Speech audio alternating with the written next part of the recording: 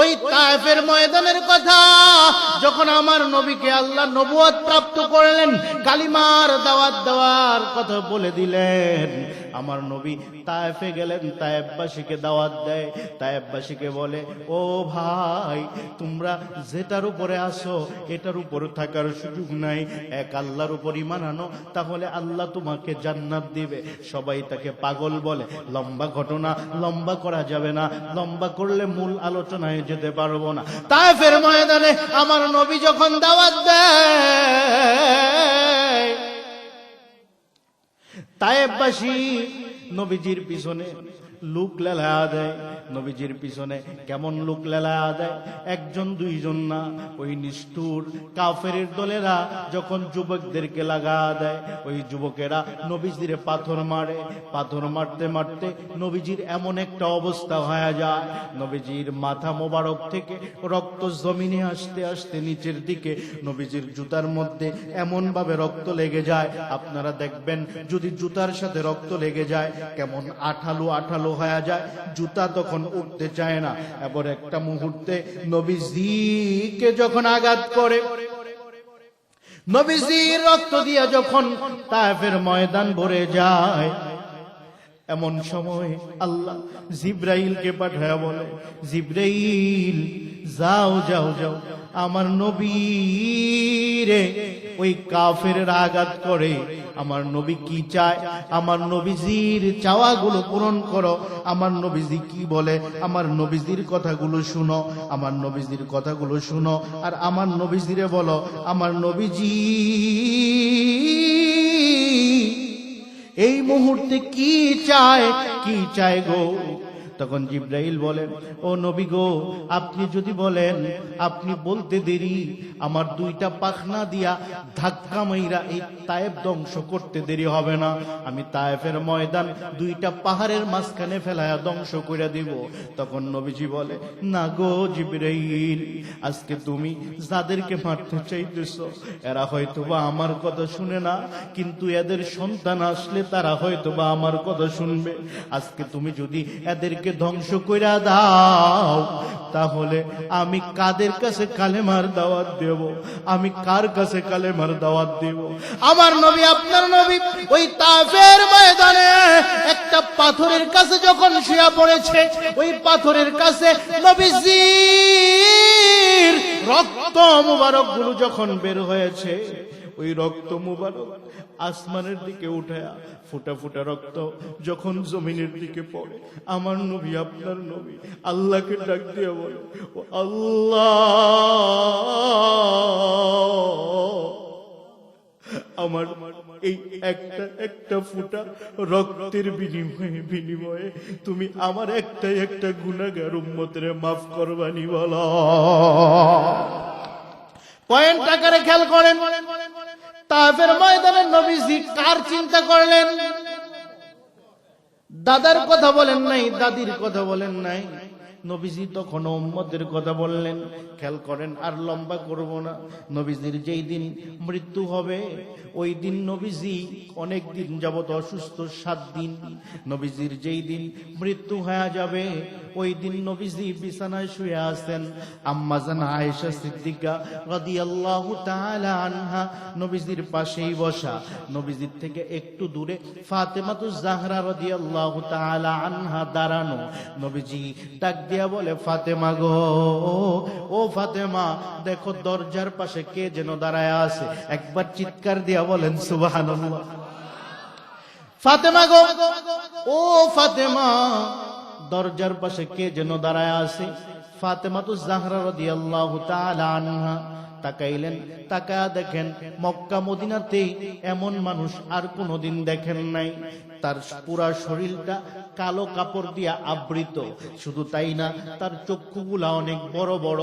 তখন ফাতেমা বলেন, বাবা গো, এইখানে এমন একজন দাঁড়ায় আছে যারে আর কোনোদিন দেখি নাই, অনেক বড়, তার চক্ষুগুলো বড় বড়, পূর্ণাঙ্গ শরীর কালো কাপড় দিয়া ঢাকা।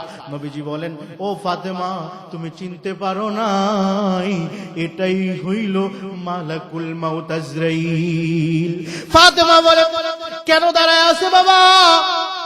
কয়, প্রত্যেকের মৃত্যুর সময় কারো কাছে কোনো অনুমতি লাগে না, কিন্তু আমি নবীর কাছে মৃত্যু আসার আগে আমার কাছে অনুমতি চাই। ফাতেমা বলে, না বাবা, তুমি অনুমতি দিও না, তোমাকে আমরা হারাতে পারবো না।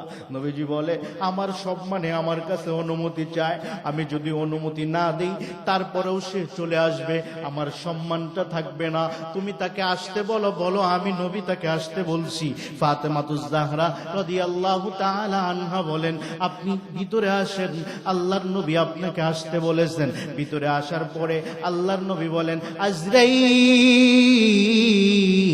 তোমার কাজ তুমি করবা, আমার তাতে কোনো কথা নাই, তবে জিব্রাইলের সাথে আমি কথা বলতে চাই, তুমি জিব্রাইলকে আসতে বলো। জিব্রাইলকে যখন আসতে বলছেন, জিব্রাইল আল্লাহর রাসূলের কাছে আসছেন। আল্লাহর রাসূলের কাছে আসার পর জিব্রাইল যখন আল্লাহর রাসূল সাল্লাল্লাহু আলাইহি ওয়াসাল্লামের কাছে আসছেন, আল্লাহর রাসূল সাল্লাল্লাহু আলাইহি ওয়াসাল্লামের কাছে আসার পর জিব্রাইলকে বলে, জিব্রাইল, এই তো দেখো আজরাইল চলে আসছে, আল্লাহ কি চায় আমি দুনিয়া থেকে চলে যাব নাকি? জিব্রাইল বলেন, আপনিও তো দুনিয়া থেকে যাবেন, আপনার শত্রু যারা আছে তারাও দুনিয়া থেকে যাবে, কেউ দুনিয়ায় থাকতে পারবে না। তখন আল্লাহর রাসূল বুঝতে পারছি আমার যাওয়ার সময় হয়ে গেছে, আমি আর থাকতে পারবো না। তবে জিব্রাইল, আজরাইল আমার জান কবজ করার আগে আমার আল্লাহর কাছে আমার একটা প্রশ্ন জানার আছে, তুমি আমার আল্লাহর কাছে যাবা, আমার প্রশ্নের জবাবটা নিয়ে আসবা। তখন জিব্রাইল বলে, কি প্রশ্ন গো, কি প্রশ্ন? দুনিয়ার মোহে পড়া আল্লাহকে ভুলে যায় কিনা? যারা দুনিয়ার মোহে পড়ে আল্লাহকে ভুলে যায় তারা প্রকৃত পক্ষে ঈমানওয়ালা মুসলমান না। কথা বুঝে থাকলে আওয়াজ দিয়ে বলেন ঠিক কিনা। এইবার খেয়াল করতে হবে, এখানে একটা যদি বোতল থাকতো তাহলে ভালো বুঝাইতে পারতাম। যাই হোক, এই গ্লাসটা দিয়ে বুঝাই। এই গ্লাসের মধ্যে অর্ধেক পানি আছে আর অর্ধেক খালি আছে। আসলেও কি অর্ধেক খালি না অন্য কোনো কিছু আছে? এই অর্ধেকের মধ্যে খালি আছে না অন্য কোনো কিছু আছে? কি আছে? বাতাস কে ঢুকাইল? হ্যাঁ, কোন পাত্রের ভিতরে যদি কোনো কিছু না থাকে তাহলে ওই পাত্রের মধ্যে বাতাস ঢুকাইতে হয় না, একাই বাতাস ঢুকে যায়। কথা বলেন। ঠিক তেমন বান্দার দিলে যখন দুনিয়ার মহাব্বত ঢুকে যায়, আস্তে আস্তে বান্দার দিল থেকে আল্লাহর মহাব্বত বেরিয়ে যায়। কথা বলেন ঠিক কিনা। যাদের দিলে আল্লাহর মহাব্বত নাই তারা এই চাম্বুলিয়ার মাহফিলে আইসা বসতে পারে নাই। কথা বলেন ঠিক কিনা। যাদের দিলে রাসূলের মহাব্বত নাই তারা এই চাম্বুলিয়ার মাহফিলে বসার মতো যোগ্যতা রাখে না। কারণ যার দিলে আল্লাহর মহাব্বত আছে, ও বিবিরে বলবে, বিবি আজকে চাম্বুলিয়াতে মাহফিল হয়, আমার আল্লাহর কথা হবে, যদিও আমার ঠান্ডা লাগবে তোমার সাথে আমি বিছানা শেয়ার করব না, আমি আজকে আমার আল্লাহর কথা শোনার জন্য চাম্বুলিয়া খাতুনে জান্নাত দাখিল মাদ্রাসার মাহফিলে চলে যাব। তার মানে বোঝা যায় আমার এই এলাকার মানুষগুলোর ভিতরে সন্তানের মহাব্বত, বিবির মহাব্বত, টাকার মহাব্বত, গাড়ির মহাব্বত, বাড়ির মহাব্বত, ব্যবসার মহাব্বত, সব মহাব্বত ঢুকার কারণে সব জায়গায় যে বসে গেছে, চাম্বুলিয়ার এই কোরআনের মাহফিলে আসতে পারে নাই। কথা বলেন ঠিক কিনা। কারণ যার দিলে যেই জিনিসের মহাব্বত থাকে সে তো সেই জিনিসের পিছনে ছুটে নাকি। স্বর্ণকার কি কখনো জুতা সেলাই করতে যায়? মুসি কখনো স্বর্ণের মূল্য বুঝে? যে যেইটার মূল্য বুঝে সে সেইখানে যায়, যে যেইটার মূল্য বুঝে না সে সেইখানে যায় না। কথা বলেন ঠিক কিনা।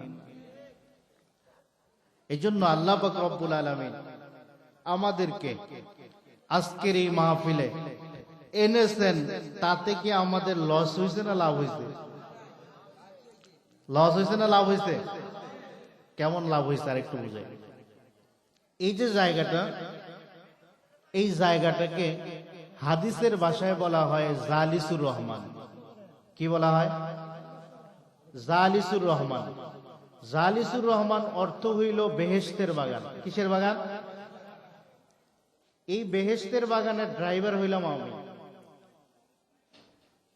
আমি কথা বলতেছি কিসের কথা? কোরআনের কথা। কিসের কথা? আপনারা সবাই প্যাসেঞ্জার। কোরআনের কথা যারা শুই না মানবে, আপনারা বলেন তারা জান্নাতে যাবে না জাহান্নামে? কোথায় যাবে? এই জন্যই তো এটাকে জালিসুর রহমান বেহেশতের বাগান বলা হয়, কারণ এইখানে আইসা যারা কথাগুলো শুনবে মানবে, আল্লাহ তাদেরকে জান্নাতে নেবেন। আপনি যদি ময়মনসিংহ এর গাড়িতে চলেন, আপনার ওই গাড়ি কি আপনার টাঙ্গাইল নিয়ে যাবে? ময়মনসিংহ নিয়ে যাবে। আর যদি টাঙ্গাইলের গাড়িতে চলেন, টাঙ্গাইলে নিয়ে যাবে। এইটাকে জালিসুর রহমান এই জন্য বলা হয়, যারা এখানে বসবে, কোরআনের কথা শুনবে, আমল করবে, আল্লাহ তাদেরকে জান্নাতের মেহমান বানায়া দিবে। তাহলে আপনারা যারা এসেছেন, আপনারা ঠকেছেন না জিতেছেন? যদি জিতে থাকেন তাহলে আরেকবার চিৎকার দেয়া বলেন আলহামদুলিল্লাহ। আল্লাহ পাক রব্বুল আলামিন কবরে যাওয়ার পর আমাদেরকে 3টা প্রশ্ন করবেন। কয়টা?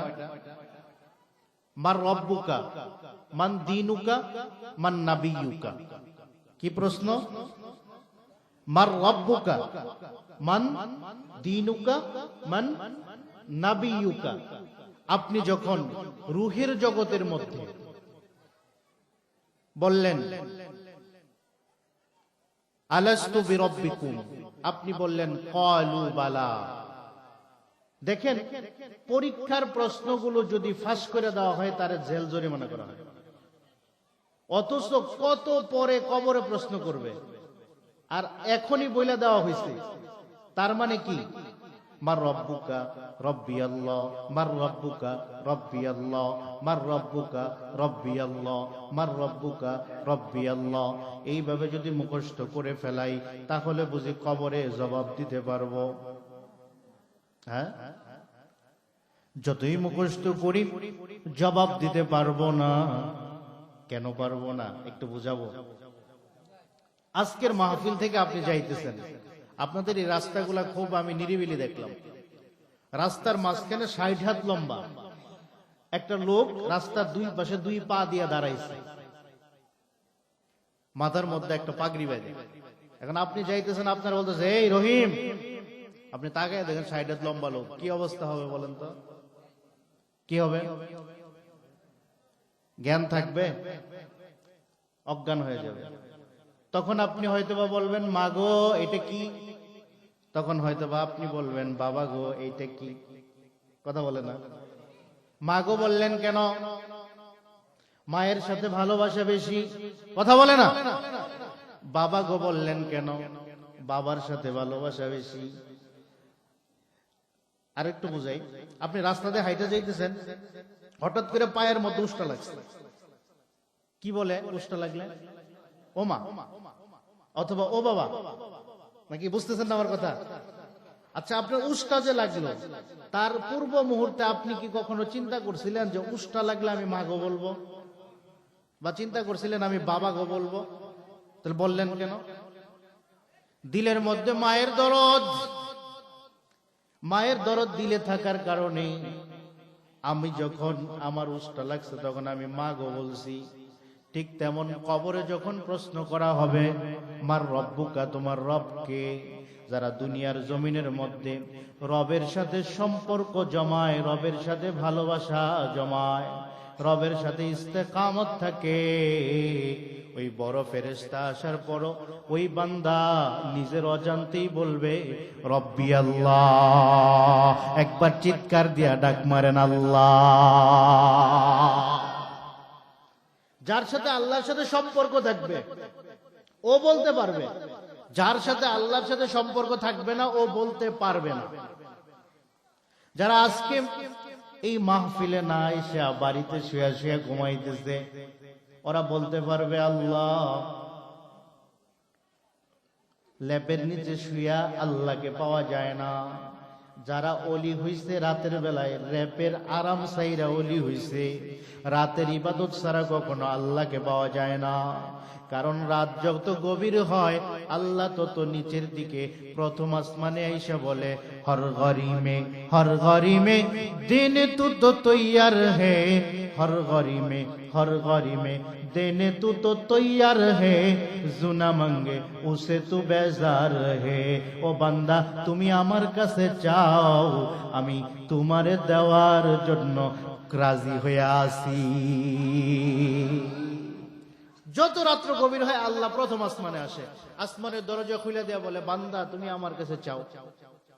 দুনিয়াতে আপনি যদি আপনার বাবার কাছে একবার, দুইবার, তিনবার, চারবার, পাঁচবার, 10 বার চান, আপনার বাবা কি করবে? রাগান্বিত হয়ে যাবে। আর আল্লাহ বলে, বান্দা হর ঘরি মে দিন তু তো তৈয়ার হে, তুমি চাইলে আমি খুশি হই, না চাইলে আমি নারাজ হয়ে যাই। দুনিয়ার কারো কাছে চাইলে সে নারাজ হয়ে যায়, আর আল্লাহর কাছে না চাইলে আল্লাহ নারাজ হয়ে যায়। তাহলে আল্লাহর কাছে চাওয়ার দরকার আছে না নাই? আল্লাহর সাথে মোহাব্বত পয়দা করার দরকার আছে না নাই? কেমন মোহাব্বত একটু বুঝাইয়া দেবনি। অস্থির হবেন না, আলোচনা হবে। যদি না বুঝাই দিয়ে খালি একদিকে চলে যায়, কিছু তো বুঝবেন না। আলোচনা হবে, আগেই কেউ অস্থির হবেন না, বুঝার চেষ্টা করেন। আপনি যে কালিমাটা পড়েন, কালিমাটা কি সবাই একটু বলেন তো?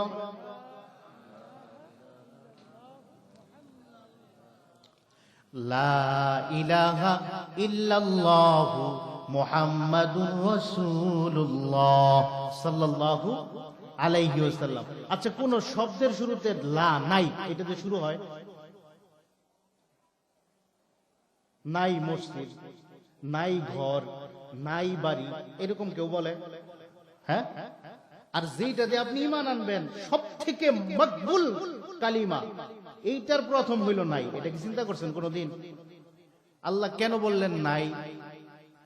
লা নাই, লা নাই, লা নাই, এটা কি কখনো শুনছেন, চিন্তা করছেন বিষয়টা নিয়ে? আল্লাহ আপনাকে আমাকে স্মরণ করায়া দেয়। কি স্মরণ করায়া দেয়? লা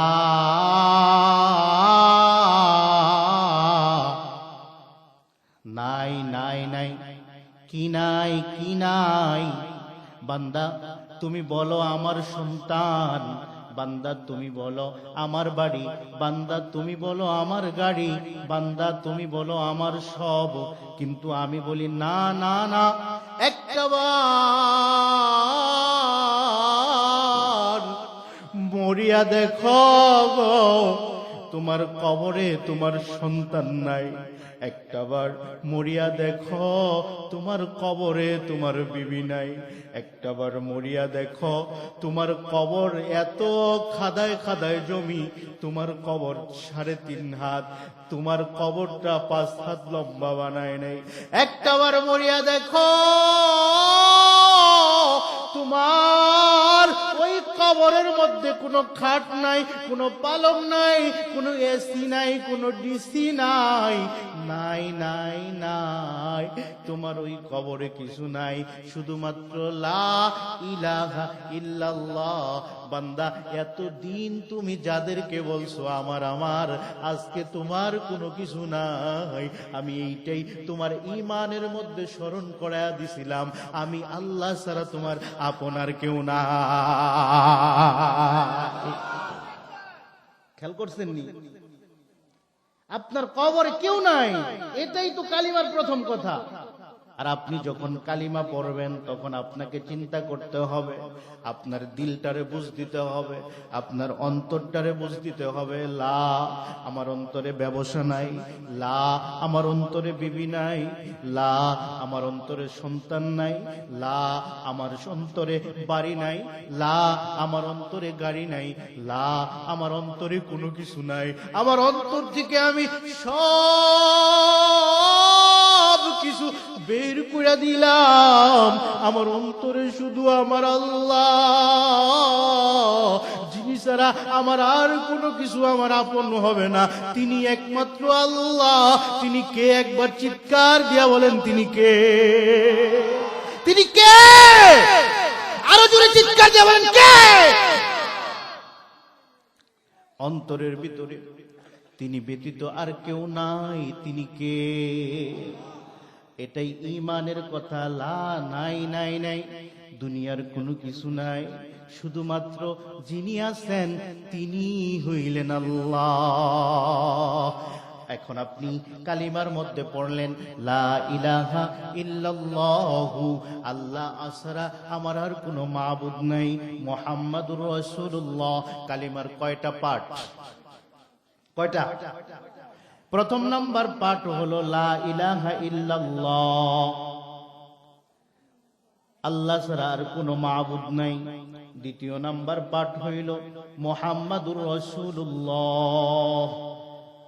মুহাম্মাদুর রাসূলুল্লাহ সাল্লাল্লাহু আলাইহি ওয়াসাল্লাম তিনি হইলেন রাসূল, যাকে আল্লাহ দুনিয়াতে পাঠাইলেন, তিনি হইলেন রব্বুল আলামিন। আর নবী মুহাম্মাদুর রাসূলুল্লাহ হইলেন রাহমাতাল লিল আলামিন। কেমন রাহমাতাল লিল আলামিন?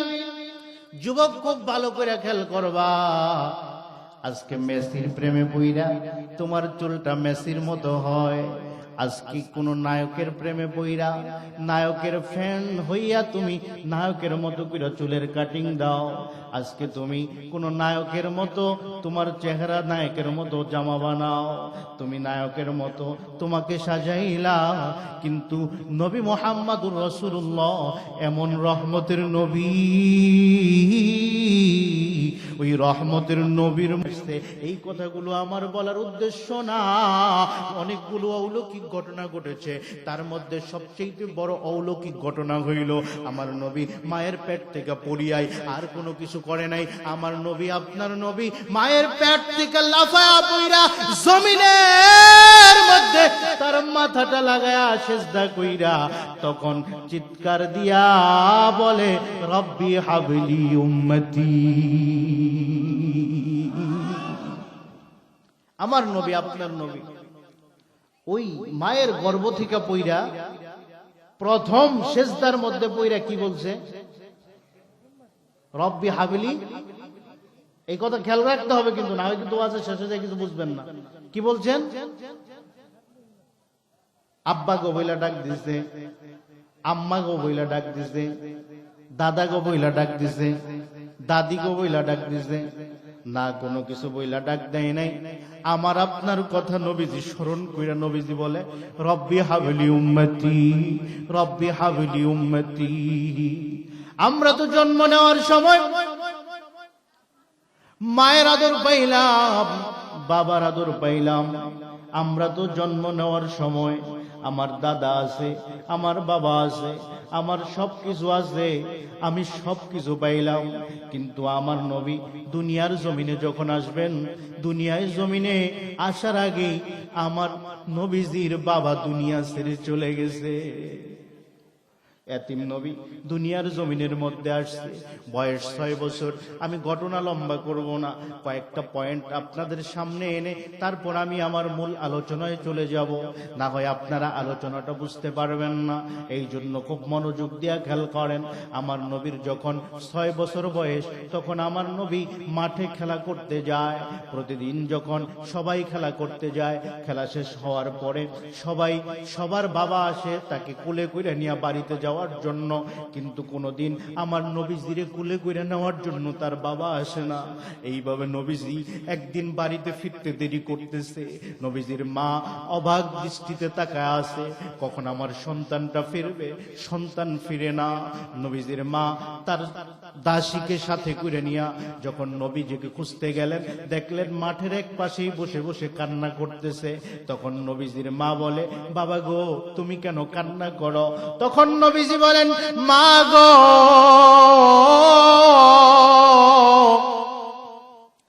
প্রত্যেকটা সন্তানের খেলা শেষ হওয়ার পর তার বাবা আসে, তারে কুলে কুলে নিয়ে বাড়িতে যায়। আমার বাবা তো কোনোদিন আসলো না আমারে কুলে কুলে নেওয়ার জন্য। নবীজির মা বলে, বাবা গো আমি তোমাকে তোমার বাবাকে দেখতে নিয়ে যাব। নবীজি বলে, আমার বাবা কোথায় আছে, আমার বাবারে কোথায়, আমি আমার বাবারে দেখবো। নবীজির মা বলে, আমেনা বলে, বাবা গো, তোমার বাবা ব্যবসা করতে যায় দুনিয়ার মায়া ত্যাগ করে চলে গেছে, তোমার বাবারে তো দেখানো সম্ভব না, তবে তোমার বাবার কবরটা দেখানো সম্ভব, তোমাকে তোমার বাবার কবরের কাছে নিয়ে যাব। নবীজিকে নিয়ে নবীজির মা তার বাবার কবরের কাছে চলে গেছে।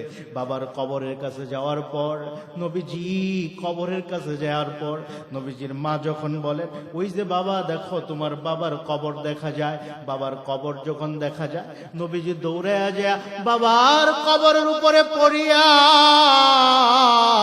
হাউমাউ করে কাঁদতেছে। একবার মায়ের দিকে তাকায়, আরেকবার কবরের দিকে তাকায়, একবার মায়ের দিকে তাকায়, আরেকবার কবরের দিকে তাকায়। একটাবার চিন্তা করেন, 6 বছরের একটা শিশু যার বাবাকে যে কখনো দেখে নাই, প্রথমবার দেখা হয়েছে বাবার কবরের সাথে। নবীজি হাউমাউ করে কাঁদে, আর মারে ডাক দিয়া বলে, মাগো আমার বাবা কি উঠে আসবে না? নবীজির কান্না, নবীজির কান্না দেখিয়া নবীজির মায়ের, বিশেষ করে মাদের মন বড় নরম হয়। নবীজির মার মনের মধ্যে বড় আঘাত লেগে গেছে। ও আল্লাহ, আজকে আমারে আপনি এই কেমন পরীক্ষার মধ্যে ফেলাইলেন, যে পরীক্ষায়, এত বড় পরীক্ষা আমি সহ্য করতে পারি না। আমার কলিজার টুকরা মুহাম্মদ তার বাবারে ডাকে, কিন্তু তার বাবা তো তার সাড়া দেয় না। নবীজির মা বড় কষ্ট, একদিকে নবীজি তার বাবাকে দেখতে গেছে, এইদিকে সন্তানের কষ্টে কষ্টে ব্যথায় ব্যথিত হইয়া নবীজির মা জমিন কিছু দূর আসার পরে নবীজির মায়ের বুকের মধ্যে যন্ত্রণা শুরু হয়ে গেছে। কিছুক্ষণের মধ্যে নবীজির মা দুনিয়ার মায়া ত্যাগ করে চলে গেছে। মায়ের নবী বাবারে দেখতেছে, মারও হারায় ফেলছে। নবীজি এমন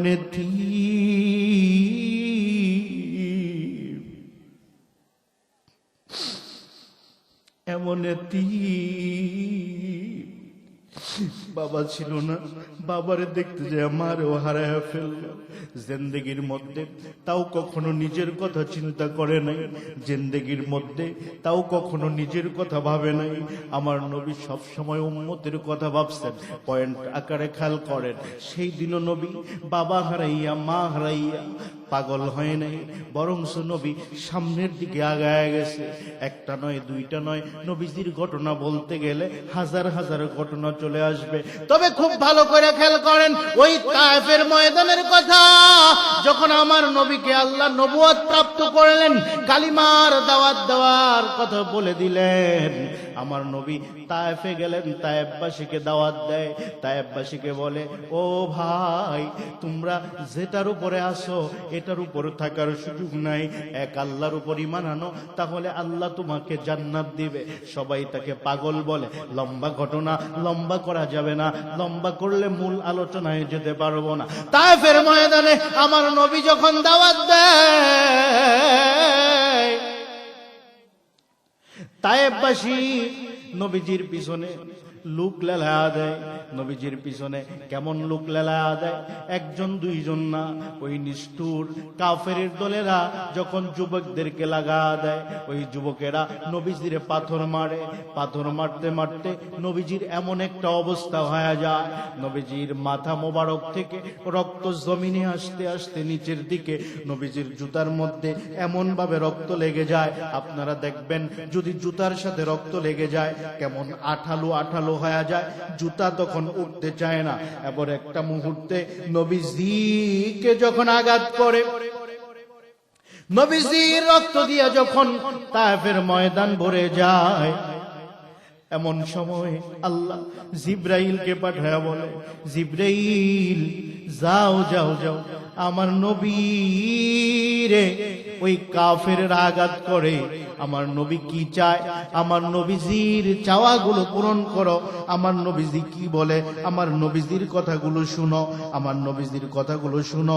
আর আমার নবীজিরে বলো, আমার নবীজি এই মুহূর্তে কি চায়, কি চায় গো। তখন জিবরাইল বলেন, ও নবী গো, আপনি যদি বলেন, আপনি বলতে দেরি, আমার দুইটা পাখনা দিয়া ধাক্কা মাইরা এই তায়েফ ধ্বংস করতে দেরি হবে না। আমি তায়েফের ময়দান দুইটা পাহাড়ের মাঝখানে ফেলায়া ধ্বংস করে দিব। তখন নবীজি বলে, না গো জিবরাইল, আজকে তুমি যাদেরকে মারতে চাইতেছো এরা হয়তোবা আমার কথা শুনে না, কিন্তু এদের সন্তান আসলে তারা হয়তোবা আমার কথা শুনবে। আজকে তুমি যদি এদেরকে ধ্বংস কইরা দাও, তাহলে আমি কাদের কাছে কালেমার দাওয়াত দেব, আমি কার কাছে কালেমার দাওয়াত দেব। আমার নবী, আপনার নবী ওই তায়েফের ময়দানে একটা পাথরের কাছে যখন শুয়ে পড়েছে, ওই পাথরের কাছে নবীজির রক্ত মুবারক গুলো যখন বের হয়েছে, ওই রক্ত মুবারক আসমানের দিকে উঠায়া ফুটা ফুটা রক্ত যখন জমিনের দিকে পড়ে, আমার নবী, আপনার নবী আল্লাহকে ডাক দিয়ে বলে, ও আল্লাহ, আমার এই একটা একটা ফুটা রক্তের বিনিময়ে তুমি আমার একটা গুনাহগার উম্মতের মাফ করবানি বলো। পয়েন্ট আকারে খেয়াল করেন, তায়েফের ময়দানে নবীজি কার চিন্তা করলেন? দাদার কথা বলেন নাই, দাদির কথা বলেন নাই, নবীজি তখন উম্মতের কথা বললেন। খেয়াল করেন, আর লম্বা করব না। নবীজির যেই দিন মৃত্যু হবে, ওই দিন নবীজি অনেক দিন যাবত অসুস্থ, 7 দিন। নবীজির যেই দিন মৃত্যু হয়ে যাবে, ওই দিন নবীজি বিছানায় শুয়ে আছেন। আম্মা জান আয়েশা সিদ্দিকা রাদিয়াল্লাহু তাআলা আনহা নবীজির পাশেই বসা। নবীজির থেকে একটু দূরে ফাতেমাতুজ জাহরা রাদিয়াল্লাহু তাআলা আনহা দাঁড়ানো। নবীজি ডাক দিয়া বলে, ফাতেমা গো, ও ফাতেমা, দেখো দরজার পাশে কে যেন দাঁড়ায় আছে। একবার চিৎকার দিয়া বলেন সুবহানাল্লাহ। ফাতেমা গো, ও ফাতেমা, দরজার পাশে কে যেন দাঁড়ায় আছে। ফাতেমাতুজ জাহরা রাদিয়াল্লাহু তাআলা আনহা তাকাইলেন, তাকায়া দেখেন মক্কা মদিনাতেই এমন মানুষ আর কোনোদিন দেখেন নাই। তার পুরা শরীরটা কালো কাপড় দিয়া আবৃত। শুধু তাই না, তার চক্ষুগুলা অনেক বড় বড়। তখন ফাতেমা বলেন, বাবা গো, এইখানে এমন একজন দাঁড়ায় আছে যারে আর কোনোদিন দেখি নাই, অনেক বড়, তার চক্ষুগুলো বড় বড়, পূর্ণাঙ্গ শরীর কালো কাপড় দিয়া ঢাকা। নবীজি বলেন, ও ফাতেমা, তুমি চিনতে পারো নাই, এটাই হইল মালাকুল মাউত আজরাইল। ফাতেমা বলে, কেন দাঁড়ায় আছে বাবা? কয়, প্রত্যেকের মৃত্যুর সময় কারো কাছে কোনো অনুমতি লাগে না, কিন্তু আমি নবীর কাছে মৃত্যু আসার আগে আমার কাছে অনুমতি চাই। ফাতেমা বলে, না বাবা, তুমি অনুমতি দিও না, তোমাকে আমরা হারাতে পারবো না। নবীজি বলে, আমার সম্মানে আমার কাছে অনুমতি চায়, আমি যদি অনুমতি না দেই তারপরেও সে চলে আসবে, আমার সম্মানটা থাকবে না। তুমি তাকে আসতে বলো, বলো আমি নবী তাকে আসতে বলছি। ফাতেমাতুজ জাহরা রাদিয়াল্লাহু তাআলা আনহা বলেন, আপনি ভিতরে আসেন, আল্লাহর নবী আপনাকে আসতে বলেছেন। ভিতরে আসার পরে আল্লাহর নবী বলেন, আজরাইল, তোমার কাজ তুমি করবা, আমার তাতে কোনো কথা নাই, তবে জিব্রাইলের সাথে আমি কথা বলতে চাই, তুমি জিব্রাইলকে আসতে বলো। জিব্রাইলকে যখন আসতে বলছেন, জিব্রাইল আল্লাহর রাসূলের কাছে আসছেন। আল্লাহর রাসূলের কাছে আসার পর জিব্রাইল যখন আল্লাহর রাসূল সাল্লাল্লাহু আলাইহি ওয়াসাল্লামের কাছে আসছেন, আল্লাহর রাসূল সাল্লাল্লাহু আলাইহি ওয়াসাল্লামের কাছে আসার পর জিব্রাইলকে বলে, জিব্রাইল, জিব্রাইল, এই তো দেখো আজরাইল চলে আসছে, আল্লাহ কি চায় আমি দুনিয়া থেকে চলে যাব নাকি? জিব্রাইল বলেন, আপনিও তো দুনিয়া থেকে যাবেন, আপনার শত্রু যারা আছে তারাও দুনিয়া থেকে যাবে, কেউ দুনিয়ায় থাকতে পারবে না। তখন আল্লাহর রাসূল বুঝতে পারছি আমার যাওয়ার সময় হয়ে গেছে, আমি আর থাকতে পারবো না। তবে জিব্রাইল আজরাইল আমার জান কবজ করার আগে আমার আল্লাহর কাছে আমার একটা প্রশ্ন জানার আছে, তুমি আমার আল্লাহর কাছে যাবা, আমার প্রশ্নের জবাবটা নিয়ে আসবা। তখন জিব্রাইল বলে, কি প্রশ্ন গো, কি প্রশ্ন? তখন জিব্রাইল বলে, ও জিব্রাইল,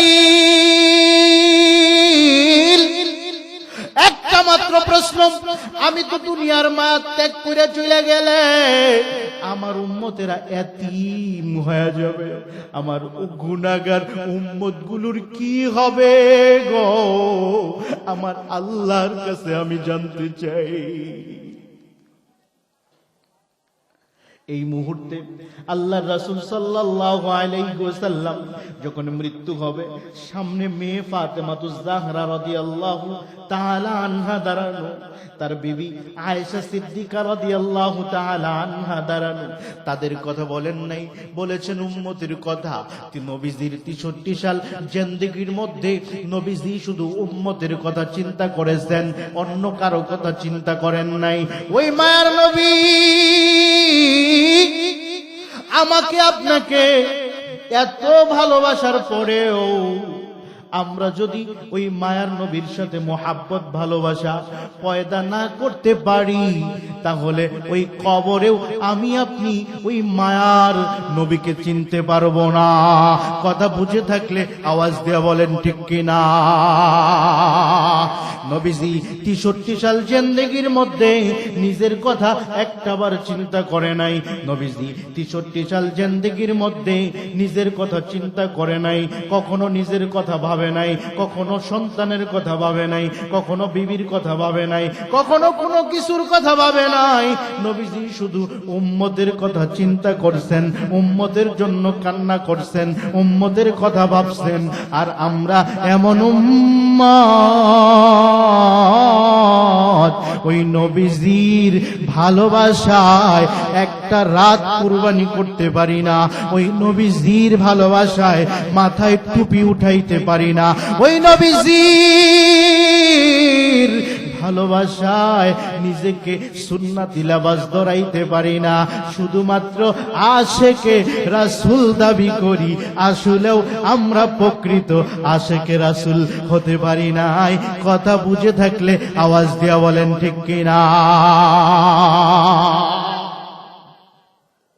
এটা তো দুনিয়ার কথা, এটা তো দুনিয়ার কথা। দুনিয়ার মধ্যে নবীজি আপনাকে এইভাবে মহব্বত করছে, আখিরাতের অবস্থা কি হবে? কিয়ামতের অবস্থা কি হবে? তখন আপনার কে আপন হবে?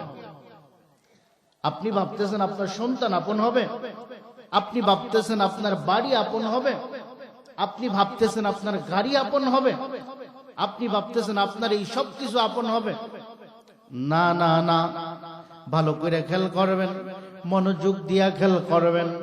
আপনার মৃত্যু হওয়ার পর আপনার কেউ আর আপন থাকবে না। কথা বলে না? আপনার বাবা আপনার কবরে যাবে না, আপনার সন্তান আপনার কবরে যাবে না, দুনিয়ার কোনো কিছু আপনার হবে না। যখন কিয়ামতের ময়দান কায়েম হবে, লিমানিল মুলকুল ইয়াউম লিল্লাহিল ওয়াহিদিল কাহ্হার। বাবা মনোযোগ দিয়ে খেয়াল করেন, আজকে তো দুনিয়ার জমিনের মধ্যে কত লক্ষ মাইল দূর থেকে সূর্য তাপ দেয়। চৈত্র মাসে যদি কোনো মানুষকে একটা টিনের ঘরের চালের মধ্যে বেঁধে রাখা হয়, আমার মনে হয় 2-3 দিনের বেশি সে বাঁচবে না। রৌদ্রের তাপে টিনের গরমে সে ওখানে মারা যাবে। কিন্তু কিয়ামতের ময়দানে অর্ধ হাত মাথার উপরে সূর্য চলে আসবে, তখন কেউ কাউরে চিনবে? কথা বুঝেন না? কিয়ামতের ময়দানে ভয়াবহতা হবে এমন, বাবা খুব মনোযোগ দিয়া খেয়াল করেন, দুনিয়ার জমিনে আগুনের তাপ সহ্য করতে পারেন না, ওই আগুনের তাপ সহ্য করার মতো ক্ষমতাও আপনার থাকবে না। এই জন্য খুব মনোযোগ দিয়া খেয়াল করেন, খুব ভালো করে খেয়াল করেন। আজকে যারা দুনিয়ার মহাব্বতে পড়ছেন, আজকে যারা সন্তানের মহাব্বতে পড়ছেন, আজকে যারা বিবির মহাব্বতে পড়ছেন, আজকে যারা দুনিয়ার সম্পদের মহাব্বতে পইরা আল্লাহকে ভুলে গেছেন, নবীর আদর্শ থেকে দূরে সইরা গেছেন, তারা খুব মনোযোগ দিয়া খেয়াল করবেন, খুব ভালো করে খেয়াল করবেন, মনোযোগ দিয়া খেয়াল করবেন। আল্লাহ পাক রব্বুল আলামিন যখন কিয়ামতের ময়দান কায়েম করবে, আল্লাহ পাক রব্বুল আলামিন বলেন, লিমানিল মুলকুল ইয়াউম লিল্লাহিল ওয়াহিদিল কাহ্হার। ওই কিয়ামতের ময়দান এত ভয়াবহ ময়দান যেখানে কেউ কাউরে চিনবে না। ইয়াউমা ইয়াফিরুল মারউ মিন আখি ওয়া উম্মিহি ওয়া আবিহি ওয়া সাহিবাতিহি ওয়া বানি লিকুল্লি ইমরিইম মিনহুম ইয়াউমা ইযিন শাআনুন ইউগনি। আল্লাহ পাক রব্বুল আলামিন বলতেছেন, ইয়াউমা ইয়াফিরুল মারউ মিন আখি। ভাই ভাইকে চিনবে না। এইখানে কেন আল্লাহ পাক রব্বুল আলামিন বললেন ভাই ভাইকে চিনবে না? এখানে কোনো কথা আছে না? খুব ভালো করে খেয়াল করেন। এইখানে আল্লাহ পাক রব্বুল আলামিন প্রথম বলতে পারতেন ওয়া উম্মিহি ওয়া আবি। মা ছেলেকে চিনবে না, ছেলে মাকে চিনবে না, বাবা ছেলেকে চিনবে না, ছেলে বাবাকে চিনবে না। কিন্তু আল্লাহ বলতেছেন ইয়াউমা ইয়াফিরুল মারউ মিন আখি। ভাই ভাইকে চিনবে না। খুব ভালো করে খেয়াল করেন। বাবা যখন বৃদ্ধ হয়ে যায়, মা যখন বৃদ্ধ হয়ে যায়, আল্লাহ দুনিয়াতে বড় ভাইয়ের মনটাও একটু বড় কইরা দুনিয়াতে পাঠায়। ছোট ভাইয়ের কষ্ট বড় ভাই সহ্য করতে পারে না। কথা বলে না? অনেক বড় ভাই এমন আছে নিজে পড়াশোনা না কইরা ছোট ভাইরে পড়াশোনা করায়। অনেক বড় ভাই এমন আছে নিজের ভবিষ্যৎটাকে ধ্বংস করে দিয়া ছোট ভাইয়ের ভবিষ্যৎ গড়ায়। যদি কখনো ছোট ভাই চাকরি করে, হঠাৎ করে খবর আসছে ছোট ভাই বাড়িতে আসার সময় ডাকাতে ধরছে, বাবা বৃদ্ধ হয়ে গেছে, বাবা আর যাইতে পারে না। ছোট ভাইয়ের খবর যখন বড় ভাইয়ের কানে যায়, বড় ভাই ল্যাপ পোশাক ফেলা দৌড়ায়া যায় ডাকাত দলের বলে, ওরে ডাকাতের দল, তোদের যদি মারতে ইচ্ছা হয় আমারে মার, তারপরেও ছোট ভাইরে মারিস না। কথা বলে না? তাফসীরের ভিতরে আসছে নবী ইউসুফ আলাইহিস সালাতু ওয়াস সালামের ঘটনার মধ্যে ইয়াকুব নবী যখন নবী ইউসুফ আলাইহিস সালাতু ওয়াস সালাম ইয়াকুব নবীর ঔরসে জন্মগ্রহণ করলেন, তার পূর্বে নবী ইউসুফ আলাইহিস সালাতু ওয়াস সালাম জন্মগ্রহণ করার পূর্বে আরো 10 জন তার ভাই জন্মগ্রহণ করেছিলেন। লম্বা ঘটনা, ওই দিকে লম্বা করা যাবে না। খুব ভালো করে খেয়াল করেন। যেই দিন নবী ইউসুফ আলাইহিস সালাতু ওয়াস সালামকে যেই দিন কূপের মধ্যে ফেলা দেয়, ওই দিন অন্য ভাইয়েরা বলেছিল নবী ইউসুফকে মেরে ফেলি। ইয়াহুদা সবার বড় ভাই, তার দিলটাও বড়। ইয়াহুদা বলে না না না, ইউসুফরে মারার দরকার নাই, ওরে আমরা কূপের মধ্যে ফেলা দেই। দূরের কোনো ব্যবসায়ী এই কূপের মধ্য থেকে পানি উঠানোর সময় ওরে দেখলে ওরে নিয়ে যাবে। ওরে যদি দূরের ব্যবসায়ীরা নিয়ে বিক্রি করে দেয় তাহলেই তো আমাদের সমস্যা দূর হয়ে যাবে, ওরে মারার দরকার নাই। ইয়াহুদা বড় ভাই, দিলটাও বড়, এই জন্য আর তাকে হত্যা করে নাই। লম্বা ঘটনা, লম্বা করছি না, খেয়াল করবেন। যখন ইউসুফ নবী আবার বাদশাহ হইলেন, এই দিকে চতুর্দিকে মহামারী লেগে গেছে। ইউসুফ নবীর কাছে যখন সমস্ত ভাইয়েরা মিলা ত্রাণের মাল আনতে গেছে, খুব ভালো করে খেয়াল করেন, সব ভাইয়েরা মিলা ত্রাণের মাল আনতে গেছেন। ইউসুফ নবীর একটা ছোট ভাই ছিল যার নাম ছিল বেনিয়ামিন। বেনিয়ামিন রে দেইখা ইউসুফ নবী বুঝতে পারছেন এটা আমার ছোট ভাই। ছোট ভাইকে নিজের কাছে রাখার জন্য ইউসুফ নবী ওই সময়ের মধ্যে কেউ যদি কোনো কিছু চুরি করে তখন তাকে দণ্ডাদেশ দেওয়া হয়। নিজের ছোট ভাইয়ের বস্তার মধ্যে, লম্বা ঘটনা আমি শর্টকাট করে বলতেছি, নিজের ছোট ভাইয়ের বস্তার মধ্যে বেনিয়ামিনের বস্তার মধ্যে একটা স্বর্ণের গ্লাস দিয়ে দিছে। কিছু দূর যাওয়ার পরে ওই বস্তার থেকে যখন স্বর্ণের গ্লাস বের হইছে, বেনিয়ামিনকে তখন রেখে আটকায়া দিছে। আটকায়া রাইখা বেনিয়ামিনকে বুকের মধ্যে নিয়ে বলে, ভাইরে, আজকে আমি যদি পরিচয় দেয়া দিতাম তাহলে আমার ভাইয়েরা বুঝতে পারত তোমারে আমি আদর করতে পারতাম না। এই জন্য তোমার বস্তার মধ্যে আমি এই স্বর্ণের গ্লাসটা দিয়া তোমারে আটকায়া রাখছি। কতদিন পর ভাই তোমারে পাইছি, তুমি আমার বুকে আসো। বেনিয়ামিনও কান্না করে, ইউসুফ নবীও কান্না করে। বড় ভাই ছোট ভাইরে এমন ভালোবাসে, বড় ভাই যদি ছোট ভাইয়ের কোনো বিপদ দেখে তখন বড় ভাই আর থাকতে পারে না। এই জন্য আল্লাহ বলেন, ইয়াউমা ইয়াফিরুল মারউ মিন আখিহি, যখন কিয়ামতের ময়দান কায়েম হয়ে যাবে তখন বড় ভাইও ছোট ভাইকে চিনবে না, ছোট ভাইও বড় ভাইকে চিনবে না। আপনি ভাবলেন আপনার মা আপনার, আপনার সন্তান আপনার, আপনার বাড়ি আপনার, আপনার গাড়ি আপনার। না না না, ভাই ভাইকে চিনবে না। ওয়া উম্মিহি ওয়া আবি, মা সন্তানকে চিনবে না। সন্তান যখন মায়ের কাছে যায় বলবে, মা গো আমি তোমার সন্তান, আবার একটা নেকি দাও, একটা নেকি হইলেই আমি আমার আল্লাহর কাছ থেকে মাফ পাওয়া যায়। মা বলবে, না না না, দুনিয়ার জমিনের মধ্যে আমার তো কোনো বিবাহ হয় নাই, আমার সন্তান কোথা থেকে আসবে? বিবি যাবে স্বামীর কাছে, স্বামীর কাছে যা বলবে, স্বামী গো, ও স্বামী, আপনি না আমারে দুনিয়ার জমিনের মধ্যে এত ভালোবাসতেন, আপনি না আমারে এত মোহাব্বত করতেন, আপনি না আমারে এত ভালোবাসতেন, আপনি একটা নেকি দেন, একটা নেকি আপনি দিলে আমি আমার আল্লাহর কাছ থেকে মাফ পাইতে পারি। বিবিরে স্বামী বলবে, আপনি আমার আবার বিবি কেমনে হইলেন? আমি তো দুনিয়ার জমিনের মধ্যে বিবাহ করি নাই। ওরে দাদু ভাই, খুব মনোযোগ দিয়ে খেয়াল করো, আজকে তুমি বিবি বিবি করো, আজকে তুমি সন্তান সন্তান করো, আজকে তুমি এত কিছু করো, না না না, ওই কিয়ামতের ময়দানে কেউ তোমারে চিনবে না। ইয়াউমা ইয়াফিরুল মারউ মিন আখি ওয়া উম্মিহি ওয়া আবি ওয়া সাহিবাতিহি ওয়া বানিহি লিকুল্লি ইমরিইম মিনহুম ইয়াউমা ইযিন শাআনুন ইউগনি।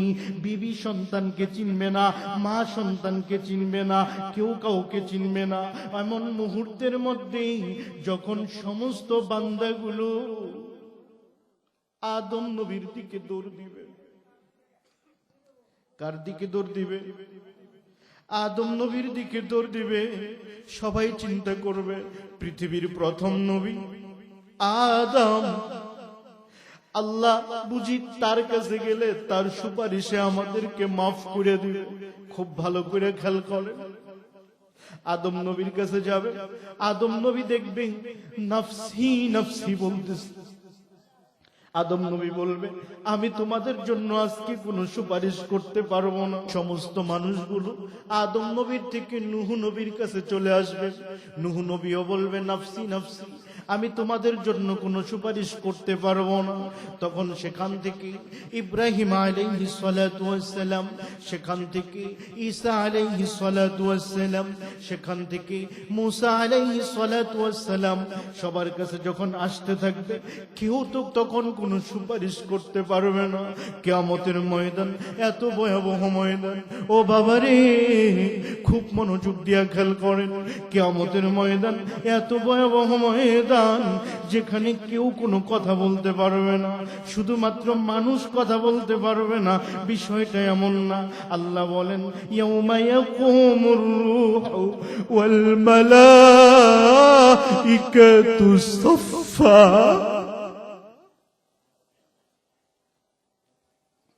ইয়াউমা ইয়াকুমুর রূহু ওয়াল মালাইকাতু সাফফা লা ইয়াতাকাল্লামুনা ইল্লা মান أذن له الرحمن وقال صوابا ذلك اليوم الحق فمن شاء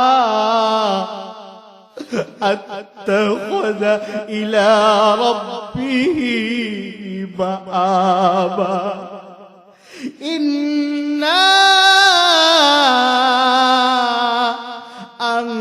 أنذرناكم عذابا قريبا يوم ينظر المرء ما